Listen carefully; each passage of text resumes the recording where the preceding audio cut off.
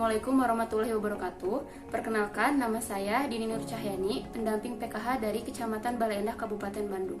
Pada kesempatan kali ini, saya akan memberikan contoh simulasi modul 3, yaitu tentang pencegahan dan penanganan stunting melalui pemenuhan kesejahteraan ibu hamil. Dan pada modul ini saya mengambil contoh sesi 2, yaitu mendukung ibu hamil mengakses informasi dan layanan yang tepat. Baiklah, selamat menyaksikan. Assalamualaikum warahmatullahi wabarakatuh. Baik ibu-ibu, apa kabar semuanya? Pada sehat? Sehat Bu. Alhamdulillah ya kalau pada sehat.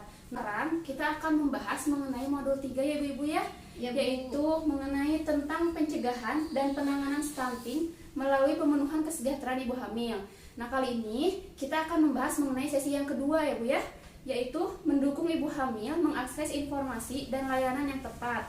Pada sesi kali ini kita punya 3 bahasan. Pertama yaitu pentingnya dukungan keluarga dan masyarakat terhadap ibu hamil. Yang kedua, mencari informasi yang tepat untuk mendukung ibu hamil. Dan yang terakhir Bu, yang ketiga yaitu menyeleksi informasi mengenai kehamilan, yaitu ya Bu ya. Nah yang pertama itu adalah dukungan suami dan keluarga.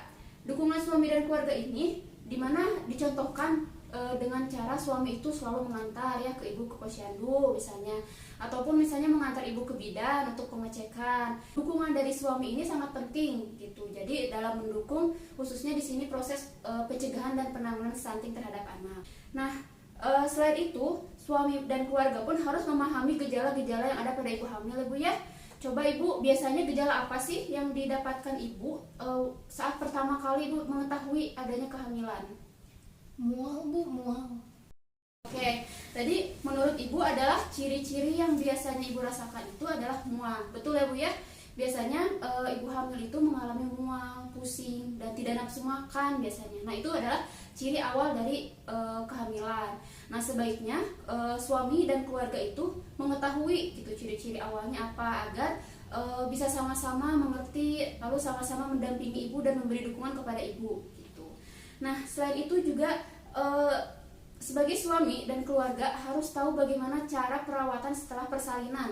Karena tentu ya Bu ya, setelah masa persalinan ibu tidak bisa mengurus semuanya sendiri. Jadi harus perlu dukungan dari suami maupun keluarga lainnya.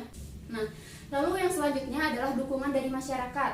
Contohnya yaitu tetangga yang sering mengunjungi dan menjenguk ibu hamil. Nah, ini penting sekali Bu. Ini pun bisa menjadi proses pencegahan dan penanganan stunting pada ibu hamil.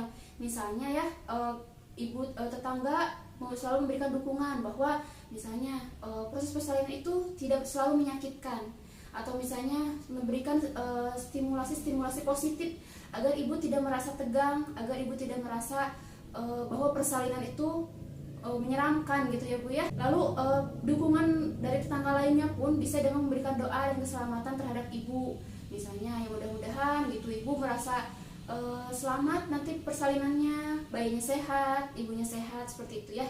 Tentu itu akan memberikan dampak yang sangat positif terhadap ibu. Nah lalu yang selanjutnya, ibu dengan teman ataupun dengan tetangga bisa saling berbagi pengalaman. Tentu misalnya dalam hal ini misalnya pengalaman pasca melahirkan, atau misalnya pengalaman setelah melahirkan bagaimana mengurus bayi. Sekarang kita masuk ke pembahasan yang kedua. Ibu-ibu, kita ingatkan dulu pembahasan yang pertama itu.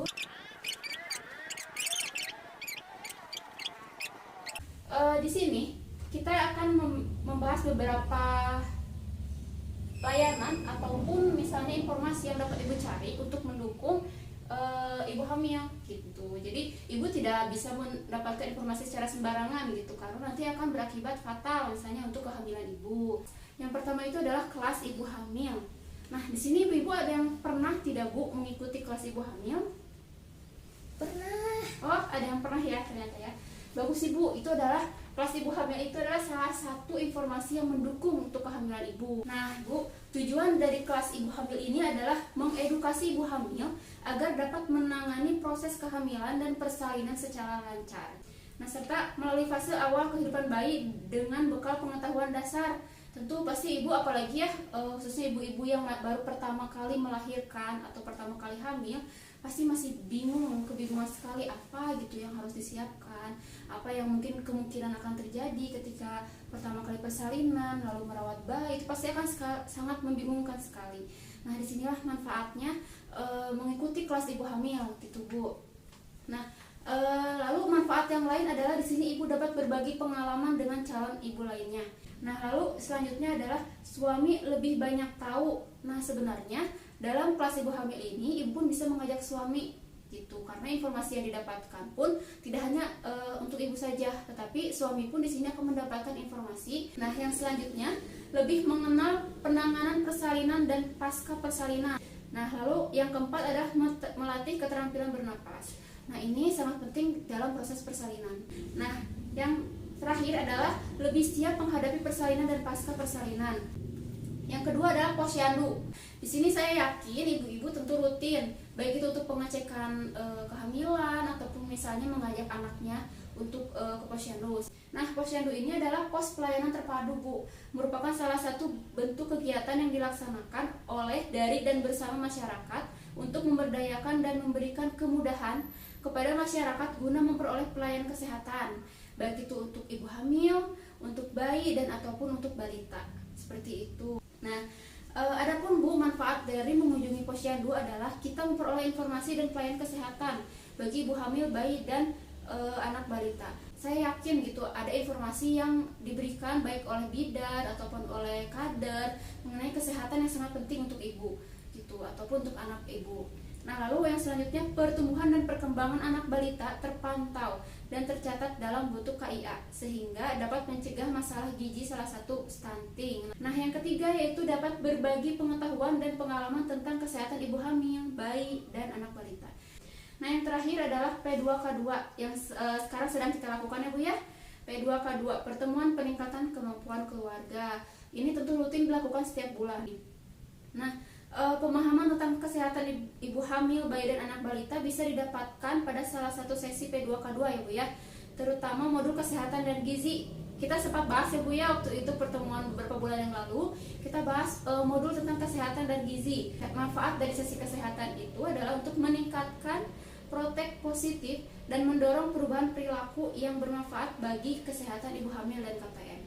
Kita telah membahas mengenai 1000 hari pertama kehidupan.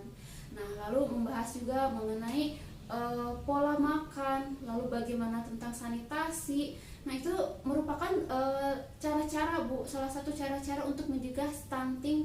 Nah, baik Ibu, sekarang kita lanjut ke pembahasan yang ketiga ya. Pembahasan yang ketiga yaitu, nah, baik, pembahasan yang pertama ini adalah mitos dan fakta yang tadi sudah saya singgung ya Bu ya. Mitos adalah suatu informasi yang diterima dari generasi ke generasi yang sebenarnya belum bisa dibuktikan secara ilmiah, tetapi dianggap benar. Nah, contoh Bu ya, sebagai contoh misalnya kalau misalnya ibu hamil itu tidak boleh memakan nanas gitu, nanti akan mempengaruhi kepada kehamilannya. Nah, lalu selanjutnya adalah fakta, adalah keadaan nyata yang ditemukan di masyarakat dan diyakini sebagai suatu yang sebenarnya. Nah, lalu yang selanjutnya adalah cara mendapatkan informasi yang tepat. Yang pertama adalah jangan mudah percaya terhadap judul informasi atau berita yang provokatif. Nah, lalu yang selanjutnya adalah cermati sumber informasi baik media digital maupun media cetak. Periksa keaslian foto dan video. Lalu yang selanjutnya, jangan mudah percaya foto. Lalu rekaman suara atau video yang memprovokasi. Lalu yang terakhir, jangan membiasakan tidak langsung menyebarkan informasi ke grup media sosial ketika mendapatkan informasi melalui media sosial.